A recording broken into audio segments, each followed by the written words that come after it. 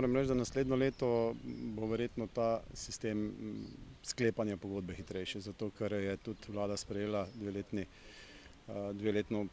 ene vrste pogodbo, ki se sicer vsako leto mora na novo skleniti, in naslednjo leto bo ta postopek hitrejši. Zato ker letos, mislim tako kot prejšnja leta, so mogli postopek javnega naročila dati tudi na evropski portal, ker je to mednarodni razpis in bolj se takoj zavleče postopek. In zdaj sicer pogodba je podpisana, v končni fazi bi že včeraj lahko letel, ampak zdaj vem, da imajo probleme tudi na letališču, da ne morejo vzleteti, tako da jaz upam, da bo čim prej tisto sanirano, pa da bo v pogonu.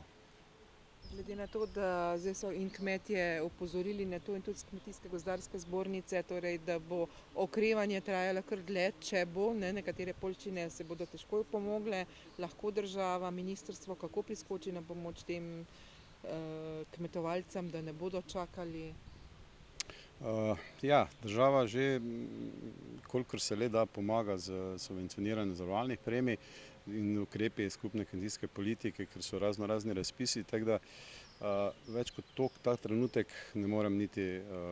reči, niti obljubiti, zato ker pač so to stvari, ki se morajo oceniti, videti, koliko je sploh škoda in pol oceniti škodo, in če preseže tisti minimum, se seveda aktivira državni načrt za odpravo posledic škode. Torej si lahko kaj obetajo, če bo ta presežek? Obetajo si lahko, če bo presežek, ja.